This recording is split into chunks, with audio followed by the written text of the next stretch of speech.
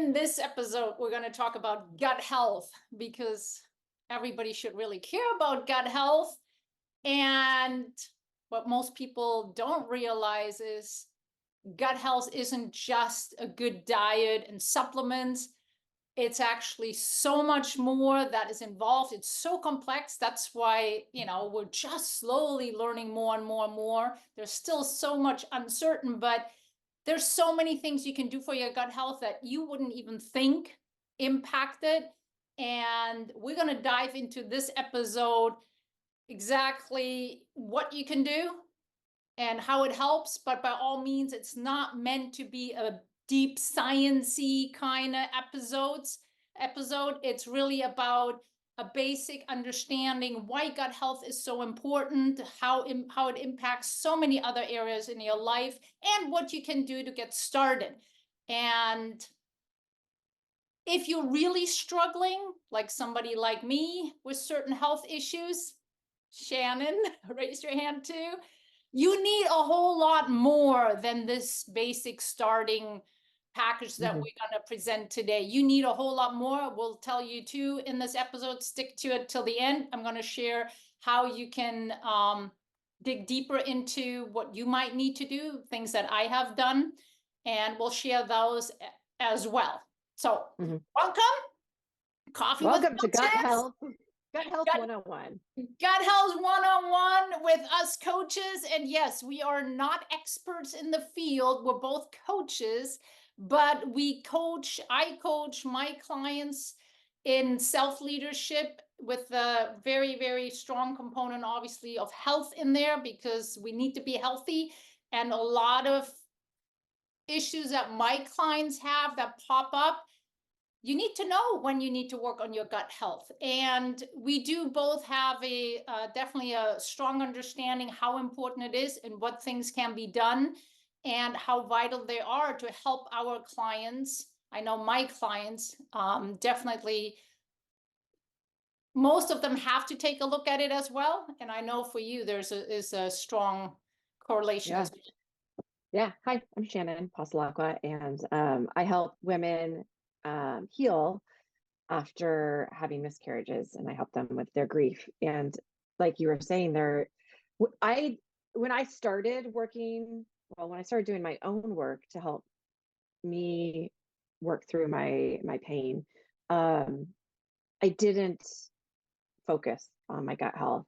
And it wasn't until, years later that I realized the importance of my gut and my gut microbiome and why it was so important. And now I make it a big component of my healing program because it is important to help with your energy. It is important to help with your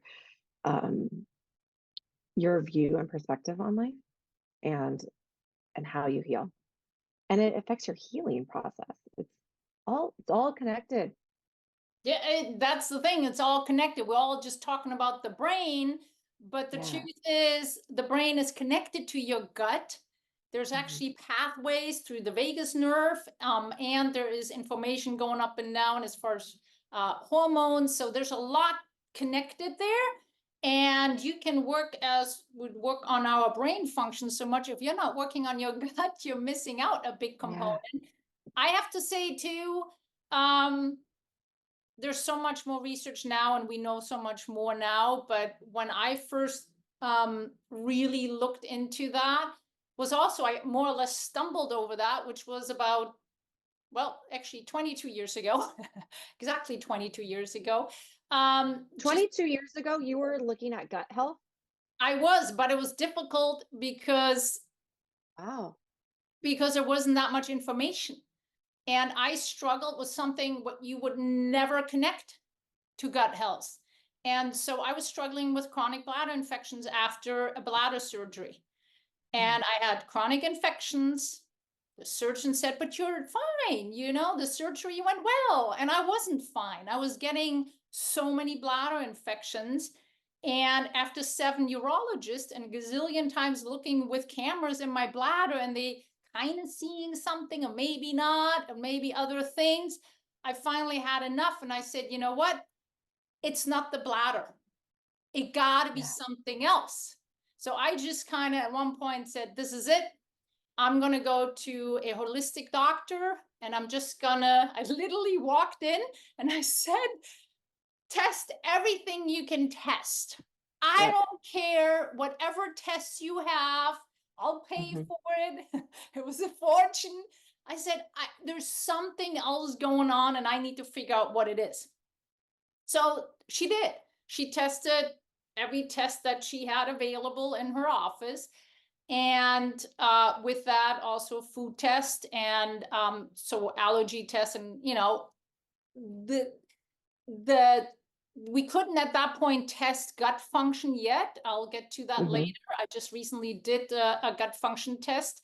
So now we're like, we can totally test all of these bacteria and all that thing. Yeah. Oh, look at that.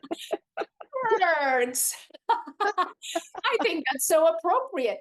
So back then we couldn't. So what came out of it which wasn't surprised because I definitely had to take antibiotics more often than I wanted to. And what came out of it was out of the testing that was gluten sensitive. And Mhm. I'm like, but I never had a stomach problem. I never, I'm German. I eat the bread and the pasta and the carbohydrates. I mean, all the stuff, all the Yeah. good gluten stuff.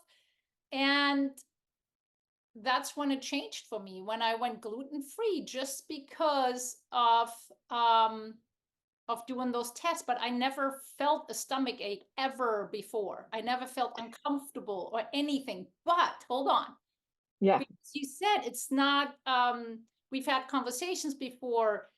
It's it's oftentimes we think, oh, we just need to do one thing Right. to heal, and it's not. Even to heal the gut, one thing is not enough. So oftentimes we need to address a lot of different things, and we're going to share in a minute more strategies. But for me, one was taking care of the diet, but then there was a lot of other things I had Mhm. to do. I I find it interesting when we have more conversations about it because I too am sensitive to gluten, and but it didn't present itself. It never showed up in my life until my 30s, and it was right after I had been through a super stressful time in my life. And so I find it so interesting to connect the two of like my stress level made it come out. And I think that goes to our gut, right? And is it cortisol? I have no idea, but I just found it very interesting. And my doctors seem to think that that was somehow related to my endometriosis, which somehow could have been related to my miscarriages later on down the road. But I find the connection between my gut health and my stress level and my allergy to gluten just fascinating. And it taking gluten out of my diet was certainly helpful. And later on down the road, that wasn't enough. Yeah. So let's just also be clear. Gut function really, or the gut and what it does is it's supposed to digest your food. It's supposed to absorb the nutrients, right? For us to get everything. That's another thing. Sometimes the absorption might not function well. So if you could be eating healthy, but you're not absorbing right, Right. it's a very important Exactly. thing, which we can test now, which I find fascinating. Again, I'll share those information later, but so the gut has to do that, and it plays a huge role in the immune system. And that's why I think it came in for you and me, particularly, and a lot of our clients, is their immune function isn't well enough. And that's why I got the reoccurring bladder infections. Yes, does all the hygiene as far as, bladder and stuff like that are important, but they weren't enough. And Mhm. looking actually at the immune system and what we can do to improve the immune function starts with the gut. Mhm. And that's why we really need to look at it. So anybody which, has any chronic stuff going on, but even if you're struggling with alertness or decision making, fatigue, energy, I mean, literally, you can list all the things. Yeah. Is the gut the only thing? No. But if you're not addressing the gut, you're missing out on a big component. Yeah, And well, and I think that's what's interesting is uh they've they've done research, and we talk a lot about, you know, our mood disorders, and we've been treating it as a disorder up here mhm, and a disorder in our head and our brain, and so our medicines treat up here, when in fact it starts down here and travels up. And so I think it's so important to bring all of it together, and I'm hoping someday soon our doctors all start working together, right? Our therapists, our psychologists, our psychiatrists, our general doctors, all of them, everyone needs to work together because it's all connected. absolutely. And that's why I'm, like I said, I'm not an expert, but I know enough to know when to refer people out. I do Yes. have my own nutritionist. And I'm going to leave the information down there if anybody needs one. When you have things going on, you need to really address it more specific than the strategies we're going to share today. One key thing, I think, and you and I, we both read the book Brain Energy, and I think anybody who wants to kind of geek out and learn a little bit more the sciencey part, recommending to read that book as well. Yeah.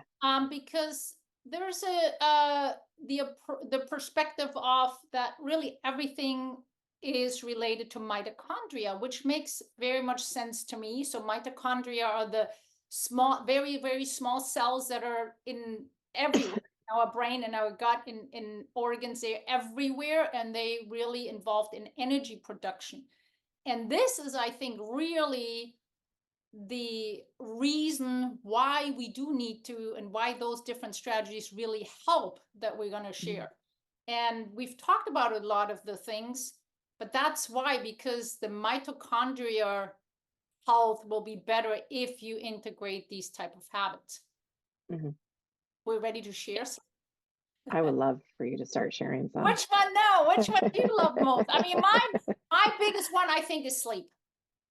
Sleep Okay. is, and So it's so important, and it's the thing that I think goes first when we're stressed, when we're in grief. It's a thing that just it goes away first, and that affects every other aspect of our day.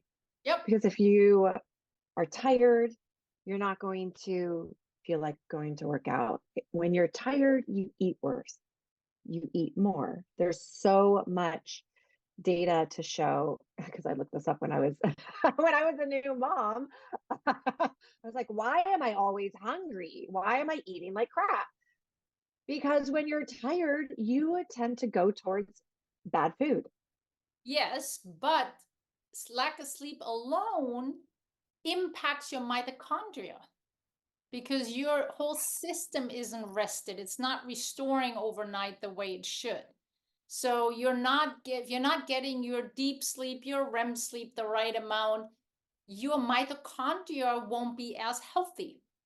And that, besides the behavior that happens, like you said, that creates the whole domino effect to more impact on the gut health, it starts with the mitochondria being compromised by lack of sleep. Mm-hmm. And let's talk about quickly what enough sleep is, because there's a lot of people who say 7 to 8 hours is enough. 7 to 8 hours is not enough for females. We need more sleep. We need supposedly 8.5 to 9.5 hours of sleep. And when we're going through our period, we need more than that. Yeah. So, I So mean, that is hard. the tough part, I think, about that one is it is very individual. There's a slight difference between men and women. And as you said, depending on where we at, what age we're at, and all that. But the general rule is 7 to 9 hours. But somebody might get away with 6.5, but there is no way that you get away with 5. You might think you do, but you Mhm. actually don't realize how much harm you do. So it's And really, we've talked, we'll yeah, link Oh, we got a link. Yeah. Got Okay. that right here up there. Yeah, we have a Our video episode about sleep. about sleep, I definitely do much better if I do get to the 8 hours, 8.5. Some people Yeah, might need 10. So you yeah. have to really track it and analyze it and see how you feel. But the 7 to 9 hours, good quality sleep is Hmm. what you need. So Yeah, I know for myself, 8.5 is like perfect. yep. So it's individual, but you really shouldn't be much under 7. And if you're always sleeping 12, 13 hours, there might be something else going on too. Too much sleep might not be good. So Yeah. sleep is my if the huge one because of the mitochondria Mhm. and My, all the behavior effects that come with it that you said. yeah, yeah. I have two that are my favorite. One is being outside, getting your vitamin D, and um, the other one is working out. Mhm. And I think working out is so important to so many aspects. And what I find interesting is I need to work out to get good sleep, and vice versa. Because if I'm not using my energy, then I'm not going to be able to get some really good deep sleep. And if I'm not sleeping well, I'm going to have a really bad workout. It's all interconnected. So, Yeah. and again, those two things being outside, actually in nature, there's actually that there's multiple components there. In nature is being outside, getting the sunlight again, vitamin D, all that is important. Sunlight is actually important for mitochondria production. Yes, I think that's so fascinating. It's Go super outside, you fascinating. guys. Working out inside, great, fine. You're doing workout, but go outside. Go for a walk. It helps lower your cortisol. It helps with your mitochondria. If if the only thing you care about is losing weight, it's going to help you lose weight. And also, assuming you go in real nature, there's plenty studies too. Well, like, I mean, I meant, like not we're just You're a going on a not a on a tree walk just and around the yeah. corner there somewhere, but there's bacteria in nature. And there's definitely been studies, kids that play in nature more when they're younger, they build a total different set of bacteria. Is Um, that microbiomes Yes. So in the your gut? microbiome is basically your the microbiome are mainly your bacteria, but there's also the fungi and a lot of different things that's all with all the stuff in the gut. So we can call it, just bacteria or some people call it bugs. The bugs Little buggies. everything. Little bugs. They do everything. But nature, because of bacteria in nature, it can be very healthy as well from that perspective. So I know we've talked a lot and you shared too, hormones have an impact on mitochondria, so which meaning lower estrogen levels, for example, can have or have an impact on mitochondria production. I'm currently obsessed with hormones because because my whole body is changing and all my hormones are changing. And we were talking earlier, I looked into some research. One of my very weird menopause symptoms is that when my estrogen drops, I get insanely hungry. And it can't be satiated. It's the weirdest, and most people just look at me like I'm crazy. No one understands, like they don't get it. But when I looked it up and I found a lot of research on it, estrogen controls our blood glucose and our blood sugar levels. And I just find the connections to be so interesting that when our hormones are off, our energy is off, our brain power is off. And I knew for so long, and we will do another episode based solely on our menopause and perimenopause journeys. But I knew for so long something was off in me. And no one, the doctors pretty much just dismissed me. They said, "You're stressed." Yes, I am stressed. And meditation isn't going to be the only thing that helps me out right now. I needed more. I needed more than supplements. I needed more than meditation and working out and eating healthy because I was already doing all that. I needed help. And Yep. the moment I got those hormones in my body, I felt like a normal person again. Yeah. It controls everything, everything. And this is a moment where I always say, everybody is different and different things need to be done for different people. But the key here is oftentimes if you just do one thing, just your diet, that's not enough. If you just working on your stress, and stress management is another big one on for gut Very health important. and gut function, because of if you're stressed, there's more cortisol isn't bad, but there's too much cortisol. Too much Too for much too long. release for too long. So that can impact again on the cellular level, how the energy production happens, which really quickly, that's why the trauma of a miscarriage will mess up your gut, because you're in trauma and you're releasing cortisol for so long that your gut microbiome is going to be messed up and it's going to affect all aspects of your life. Yep. And again, you need to address it in all different areas. You do have to address it holistically. So all the things we're sharing isn't like pick one of this and pick a little bit of that. You do need good sleep. You need to manage your stress. You need to look, we're going to look Eat at healthy. talk about diet in a second here. You got to manage that stress. You need to,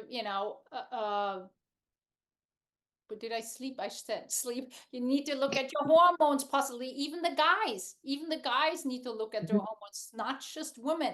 So it really requires you to look holistically at these things when you want to really up your health, and particularly want to up your gut health. Yeah. So adding to it, the big part I always dreaded when clients used to ask me, so what should I eat? I'm like, well, honestly, it's so individual and it's so difficult to know because everybody's so different and we don't know everything yet. So here's a couple tips that I usually give for the beginning stage. But if you have serious stuff going on like I did, you do have to address and really do some special testing on the gut function, and like we've done with allergy testing and different things to really know what you should eat more of and less. So the thumb rules is usually sugar isn't a good one. I was just going to say, Sugar feeds in the wrong direction. We got those emoji things going today. Sugar. take the sugar out. It's just an addictive. I mean, it's We're just talking about the the processed sugar. cake, the cookies, the ice cream, all that. And I want to be really specific here because for so long I took the sugar out, including berries, natural sugars, and because I was sold this idea of if I, the diet, the paleo diet, no sugars, even from berries. Berries are healthy. Sugars from food, from real food, and they healthy. have some of the fruit have really high sugar, but it's different type of sugar. So yes, you should have actually lots of berries are, berries are antioxidants, so berries are good food to eat. Generally speaking, vegetables, berries, those type of things, which we So we're talking about added sugar. we talk about added sugar, yes. So anything that's that white granulated sugar that you put in cups into your whatever you bake. Nothing wrong with that occasionally, but you don't want to. Would be if you're struggling or you want to make an impact, I would start there. Yes, alcohol does have an impact on the gut as well. I'm not going to go further on that one. Well, I think we both learned that from our hormone situation. The truth is, I had to stop drinking alcohol because I just couldn't, my stomach could not tolerate it anymore. And it caused my body can't process it. And the interesting thing is it did not cause me stomach pain, but it caused me actually my bladder to hurt. And so, but it Interesting. just that the whole system wasn't digesting it well. And so I don't drink mainly because it did not go well. Yeah. And I've gotten to that point as well where I can't drink because it causes me too much anxiety and it keeps me up at night. And that's a good thing because you may not feel it as pain or anything or gut, stomach ache or anything like that. It may show up in other things. So yes, like anxiety, sleep, try it out, eliminate it for, I always say 3 months to really see a change. Well, or at least 6 weeks, because in 1 week you won't see a change. Right. Right. There's Right. usually not a whole lot of change that you can see. Well, your mitochondria doesn't change in 1 week. And yeah, and any food too, and to digest it, actually some things take really 3 days, so things are in your system still Mhm. days later. So anything you change as far as diet, I always say minimum 6 weeks to I prefer 3 months to really see a change on things. um then you know generally, when you have inflammatory stuff going on, I usually recommend to cut out inflammatory food. You can Google that, but like red meat, for example, is more inflammatory. The sugar we talked about is more inflammatory. So cutting out food that is inflammatory, um, in general, that doesn't mean, for some people you might tolerate red meat. Again, Mhm. this is just general guidelines to get started. I've had people not tolerating eggs very well, and they Mhm. actually had less joint pain when they cut out eggs. So you never Interesting. know. Food can have Yeah. tremendous impact, and it comes down to your immune system and how your whole system responds to it. So those are things I usually recommend.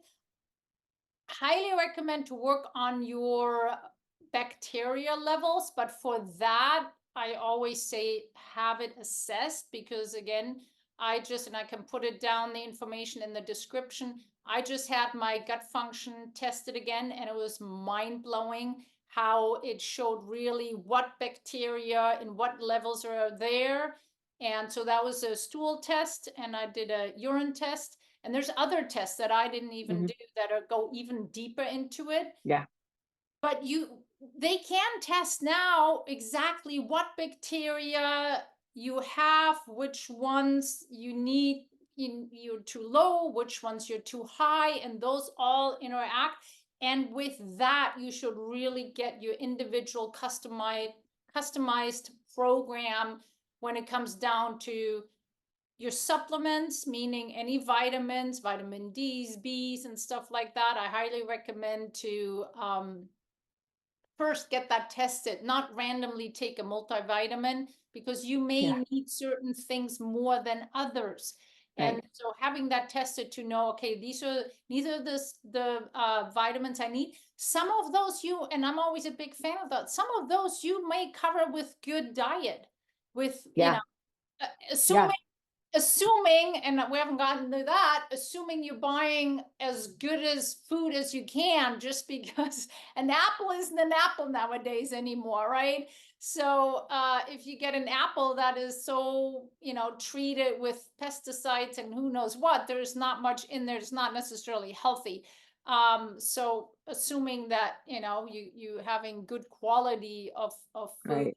you want to get most of your nutrients through the food is usually what I recommend. But if you're low on something, you might have Right. to add supplements. And the same goes for probiotics and prebiotics. So, which just means you want to really make sure you supplementing only with the things that you really need, and otherwise try to, depending on what access you have, with food. Yeah. Food Real holds food, everything. like real food, Real. not real food. And I think that's the interesting part. Like I think our diet in America is not real food. No, And even my kids, they prefer anything that's processed over real food. And it is a struggle to try to teach them like, okay, no, we need to eat actual food instead of processed food. I mean, I do my best to only eat real food because my body feels so much better when I focus on that. yeah, processed food definitely is another category that I would cut out. And you're right. The problem is the culture is Mhm. it's very hard to, I'm in the same boat, my kids aren't eating, always Yeah. always that way, but it's part of their surroundings and stuff like that.